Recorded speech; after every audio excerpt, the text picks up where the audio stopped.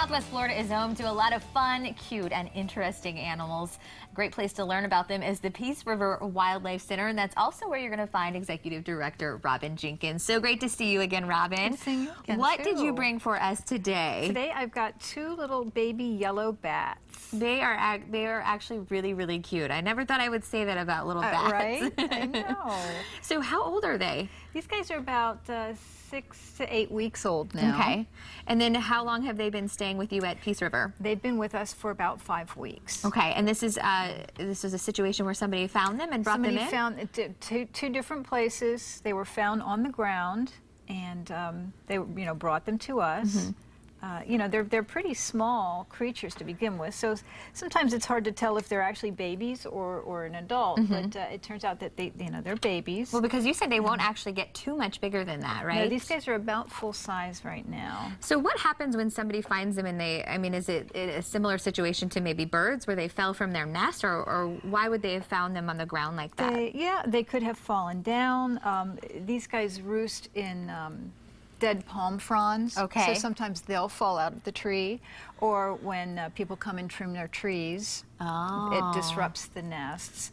A lot of times the mothers will leave these guys hanging in the trees while they go out to feed, but if they're disturbed, they'll come and take the babies away. Okay. So, I don't know if maybe they missed a baby, or if they were in the process of moving the babies and the baby got kidnapped from them or something. But and you're feeding them by hand right now. Is this are they not able to eat on their own yet, or not yet? We're trying to teach them. They've been formula fed for weeks, and they're just now starting to eat solids like the worms, and hopefully the next step will be they'll learn how to eat out of a dish, and then they'll start, flight training, and soon they'll be released. Now, do you have to worry about, you hear a lot of times if you pick up a wild animal, maybe the human scent can distract its mother from coming back. Is it the same situation with bats, or? Not at all, and most of that is really old wives' tales. The big thing with bats, though, is that you never want to touch one with your bare hands. Do as I say, not as I do. You're the expert here. You're helping them out, yes.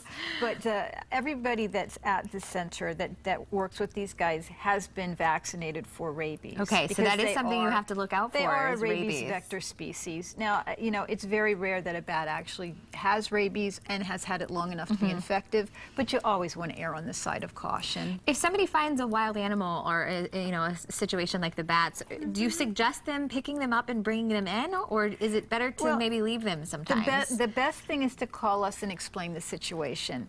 And with a few questions, we can usually ascertain it's old enough to be on its own, or it's injured, it's a baby, it needs to be brought to us right away. And if that's the case, you usually want to use a towel or a blanket to scoop the baby up, put it in a box, put it in a warm, quiet, dark place until you can get it to us. And then, as you said, it's so nice to have a resource like Peace River Wildlife Center to just be able to call and kind of discuss the situation, because, we don't want to keep these animals as pets. They do belong in the wild, so unless it's in a situation where it's injured, I say leave them where they are, right? What do you think? 90% of the time. That's really the key. At Peace River Wildlife Center, kind of explain to everybody what you do, because, seeing what Robin is doing here, hand feeding them and kind of rescuing them, this is really how you care for them. And what your goal, I think, is to help them get back to their natural environment if they can, yes. Right? The rehabilitation side of our facility, we want to get these guys healthy and strong and get them back out into the wild, being wild animals. We don't want to make them pets. We don't want to get them used to being handled and being around people. These guys are still babies, so they really don't have too much of an idea of what's going on around them. He's just chomping away. He's hungry. He's hungry this morning. We do have animals that aren't releasable. Birds that have missing part of a wing or something that are on educational display at the facility. We're open 7 days a week from 11 to 4. In Punta Gorda at the far west end of Marion Avenue. And this makes it, it is such a great place to bring the whole family. So if you're looking for something to do that's fun and educational for the kids, I certainly suggest bringing them out to the Peace River Wildlife Center. And you guys run on volunteers and donations. We do. We get no state or federal funding. It strictly run on donations, and we can always use volunteers. I think he's getting full. you going to share with his buddy over there, maybe? Yeah, Robin, thank you so much. I hope you guys check out the Peace River Wildlife Center and go and check out some of the cute critters. You have so many fun animals to see. So thanks for bringing them in, Robin. Always great to see you. Thank you. We look forward to having you back next time. Up next, a popular seasoning for food, drinks, and sweets. How ginger digs its roots right here in Southwest Florida and how you can learn to grow it. With garden talks from Edison Ford Winter Estates. But first, a look at your Fox forecast and news headlines.